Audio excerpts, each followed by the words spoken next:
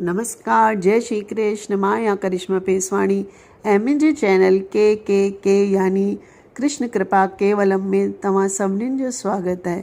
अॼु मां तव्हांखे हिकु ॿी मधुर ऐं मुख्य कृष्ण लीला जी कथा ॿुधाईंदसि, जो आहे गोवर्धन लीला जी कथा। त अॼु जे वीडियो में मां तव्हांखे गोवर्धन उत्सव जी कथा ऐं पूजा ॿुधाईंदसि।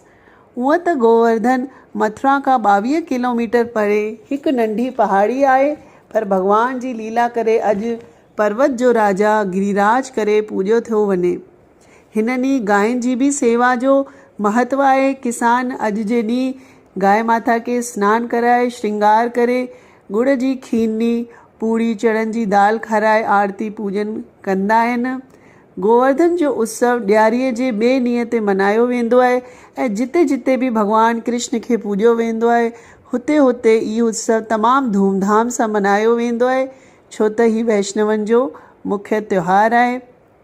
हिन ॾींहुं सुबुह जो सनानु तेल लॻाए करे सनानु कबो आहे ऐं मुख्य दर जे ॿाहिरां गांइ जे गोबर सां भॻवानु गिरिराज जी अल्पना ठाही वेंदी आहे ऐं भॻवानु गिरिराज खे प्रसन्न करण लाइ 56 प्रकार जे अलॻि अलॻि विविध पकवान ऐं मिठाइनि सां हुन में तुलसी दल विझी करे भॻवानु गिरिराज खे भोग लॻाइबो आहे, जंहिंमें तुलसी जो दल ज़रूरु विझिबो आहे।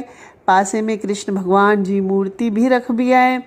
हिन खे पाणी खीर केसर रोली चावल ऐं गुलनि सां पूॼा करे ॾीओ ॿारबो आहे। पोइ वंदन पूॼा आरती कबी आहे ऐं हिन खां पोइ भॻवानु गिरिराज जी परिक्रमा कबी आहे। चवंदा आहिनि जो भॻवानु गिरिराज जी परिक्रमा थो करे हुन जा सभु कष्ट दूर था थियनि ऐं परिक्रमा कंदे वक़्तु गोविंद जय जय गोपाल जय जय इहा धुनी बि ॻाइबी वञिबी आहे। हिन ॾींहुं मौसमी भाॼियुनि सुके मेवे सां अलॻि अलॻि व्यंजन था ठहिनि। पकल अन्न सां जो भोग लॻे थो भॻवान खे, त हिन करे हिन खे अन्नकूट उत्सव बि चइबो आहे।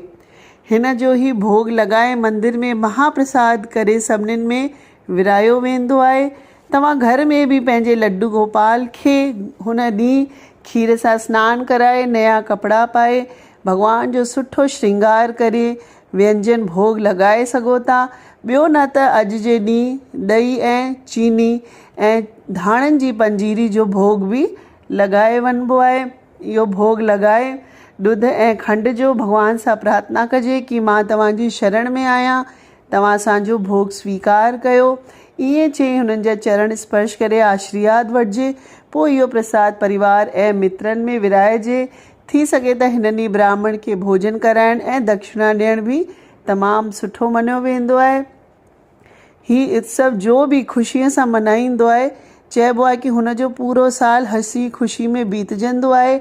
आयु ऐं आरोग्यता वधंदी आहे, दुख दरिद्रता जो नाश थो थिए ऐं सॼो साल सुख समृद्धि में उहो गुज़ारे थो। हिन जो मेन गोवर्धन जी लीला जी कहानी आहे, कथा उहा हिन प्रकार आहे कि हिकु दफ़े जी ॻाल्हि आहे कि प्रभु भॻवानु कृष्ण ॾिठो कि व्रजवासी के कम में तमामु वधीक व्यस्त आहिनि, तरह तरह जा पकवान पिया ठाहिनि। त भॻवानु माता खां वञी पुछियो कि तव्हां सभु ही कंहिंजी तयारी में लॻल आहियो। तॾहिं माता यशोदा पुट खे चयो आहे कि असां इंद्र जी पूॼा जे लाइ अन्नकूट महोत्सव जी तयारी करे रहिया आहियूं।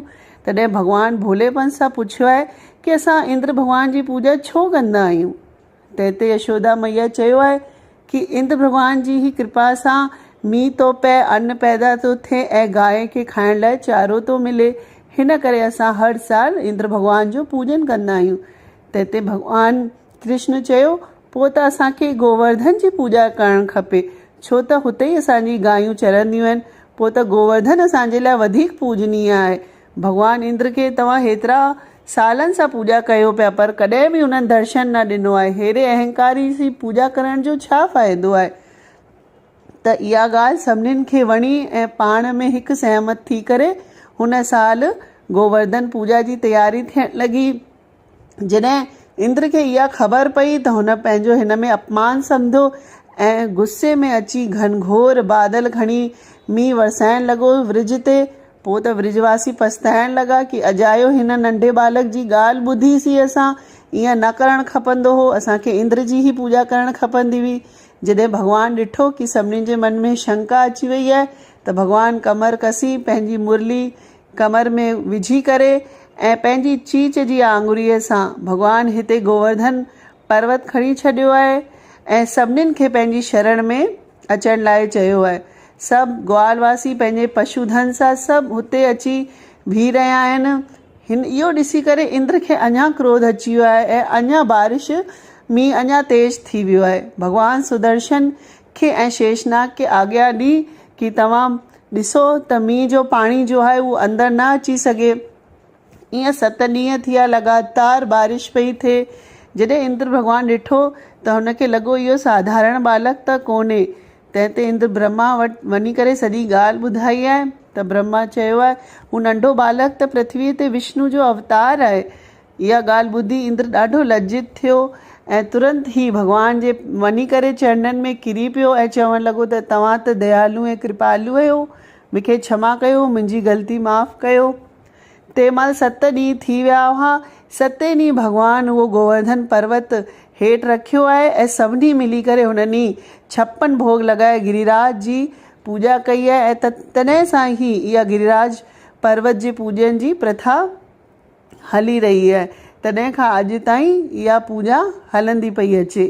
त इहा लीला करण जो भॻवान जो मुख्य उद्देश्य छा हो कि मनुष्यनि खे पृथ्वी ऐं गौ माता जो महत्व सम्झाइण कि ही ॿई माताउनि जी पूॼन सां ई असांजी उन्नति ऐं विकास संभव आहे। जीअं माता ॿार लाइ कल्याणकारी आहे उअं ई प्रकृति माता ऐं गौ माता बि असांजे पर्यावरण जे लाइ हितकारी आहिनि। हिननि जो बि पूॼन ज़रूरी आहे। त इहा हुई गोवर्धन उत्सव जी कथा। तव्हांखे कीअं लॻी कमेंट करे ज़रूरु ॿुधाईंदा ऐं मुंहिंजे चैनल खे सब्सक्राइब कंदा। पासे में बेल आइकॉन आहे, हुनखे प्रेस करण सां तव्हांखे नए वीडियो जा नोटिफिकेशन तुरंत मिली वेंदा। वरी मिलंदासीं हिकु नए वीडियो सां। तेसिताईं मोकल थी वठां। जय झूलेलाल, जय श्री कृष्ण।